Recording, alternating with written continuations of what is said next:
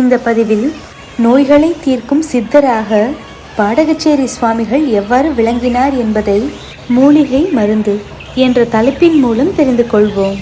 மூலிகை மருந்துகளை தயாரித்த சுவாமிகள் நாட்டு வைத்தியராகவும் இருந்திருக்கிறார். அது அவரது பணி. மந்திரமாவது நீரு என்ற தேவார பாடல் போல் பலருக்கு இவரது விபூதியே மருந்தானது. சில காரணங்களினால் சிலருக்கு பிரசாதம் கொடுக்க மறுத்திருக்கிறார். வள்ளலாரை போலவே பாடகச்சேரி சுவாமிகளும் மூலிகை மருத்துவம், அன்னதானம் போன்றவற்றில் ஈடுபட்டிருந்ததில் வியப்பில்லை. இருவரும் ஒருவரே என்று நம்பும் அளவுக்கு பல நிகழ்வுகளை அன்பர்கள் சொல்லி இருக்கிறார்கள். பாடகச்சேரி சுவாமிகள் நோய்கள் தீர்க்க மருந்துகளை கொடுத்த சித்தராக இருந்தவர். சுவாமிகளின் இந்த மருத்துவ ஆற்றல் தமிழகத்தின் பல இடங்களுக்கும் தெரிய வந்தது. புதுக்கோட்டை சமஸ்தானத்தை ஒட்டிய செட்டிநாட்டு பகுதியின் நகரத்தார் பெருமக்கள் சுவாமிகளை தரிசித்து நோய்களிலிருந்து குணமடைந்திருக்கிறார்கள். இதற்கு உதாரணமாக செட்டிநாட்டின் பெரும் செல்வந்தராக விளங்கிய ஆதப்ப செட்டியாரை சொல்லலாம். தொழுநோய் தாக்கியதால் கைவிரல்கள் நலிந்த நிலையில் சுவாமிகளை சந்தித்த இவர் குணமடைந்தது சுவாமிகளின் அருளினால்தான். இதையடுத்து ஆதப்ப செட்டியார் சுவாமிகளின் தீவிர பக்தரானார். பாடகச்சேரி கிராமத்தில் ஒரு மடம் கட்டித்தந்தவரும் இவரே. அதன் பிறகு கும்பகோணம் நாகேஸ்வரன் கோயில் நடராஜர் சன்னதி அமைந்துள்ள மண்டபத்தை அப்போதைய மதிப்பில் பல லட்சம் ரூபாய் செலவு செய்து புதுப்பித்து தந்தார் ஆதப்ப செட்டியார். சுவாமிகள் நிறைய மருந்து பொருட்களையும் மூலிகைகளையும் கொண்டு பெங்களூர் ராமலிங்க முதலியார் வீட்டுக்கு வரும்போது வருவார். 10 விதமான மருந்துகளை தயாரிப்பார். ஜாடி நிறைய மருந்துகள் இருக்கும். 64 விதமான நோய்களை அந்த மருந்துகள் குணமாக்கும் என்கிறார்கள். ஆமை ஓடு பஸ்வம் வயிறு சம்பந்தமான வியாதிகளை போக்கும். இதுபோல் அயசெந்தூரம் என்று இன்னொரு மருந்து.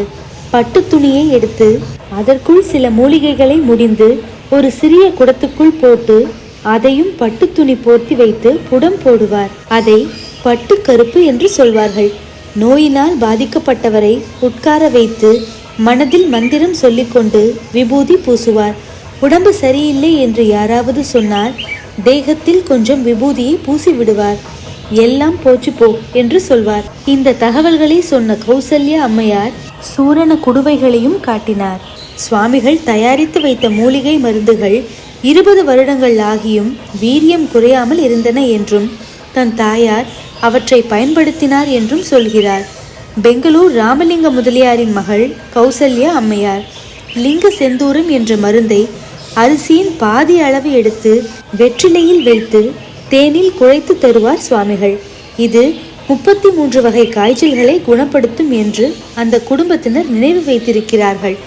சென்னையில் ராமசாமி பிள்ளையின் பங்களாவில் இருந்தபோது பலருக்கும் உதவும் விதமாக ஏராளமான மூலிகை மருந்துகளை தயாரித்து வைத்தார். தயாரிப்பு விவரங்களை பிடில் சௌந்தரராஜ ஐயங்காரும் ராமசாமி பிள்ளையும் புத்தகங்களில் எழுதி வைத்ததாகவும் அப்போது அவர்களது நண்பர் போட்டோ தனபால் முதலியார் உடன் இருந்ததாகவும் சொல்கிறார். இரவு பகலாய் அநேக பொருட்களை புடம் போட்டு சுடர் தைலம் என்ற மருந்தை தயாரித்த சுவாமிகள் அதை சுப்பிரமணியர் பட்டினத்தார் விக்கிரகங்களுக்கு அபிஷேகம் செய்தார்.